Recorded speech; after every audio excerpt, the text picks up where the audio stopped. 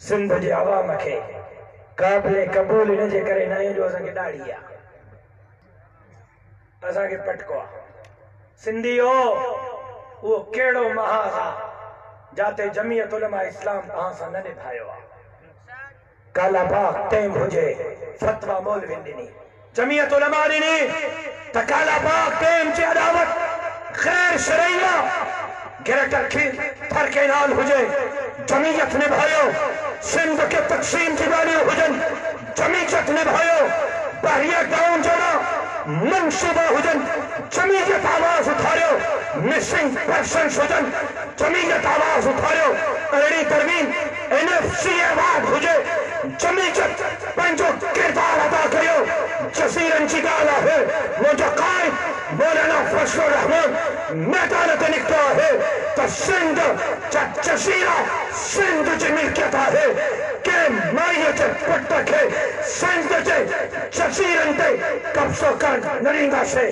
पोइ आख़िर सिंध जो अवाम जमीयत उलमा ते एतमाद छो नथो करे? मां दावत फ़िक्र ॾियण आयो आहियां त तब्दीली ईअं कोन ईंदी।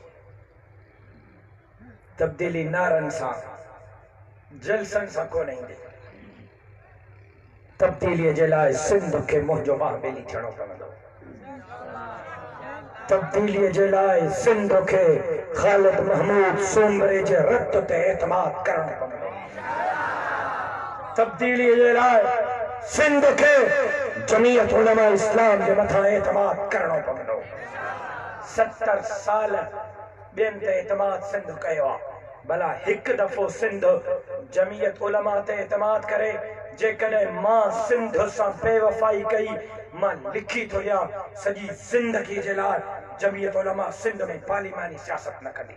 हिकु दफ़ो त मौक़ो ॾियो, हिकु दफ़ो त एतमाद कयो, हिकु दफ़ो त।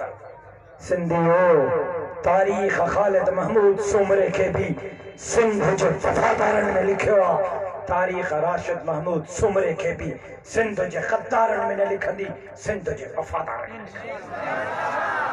लेकिन एक दफ़ो जमीयत उलमा ते एतमाद कयो। रुगो मां तव्हांखे ॾाढ़ी ऐं पटके जे करे नथो वणा, बस ॿी कहिड़ी कमी आहे? काथे कमी कई आहे? रत ॾिनी आहे, जान ॾिनी आहे, खून ॾिनो आहे, सिंध सां निभायो आहे, सिंध सां निभाईंदो रहंदुसि। पर तब्दीली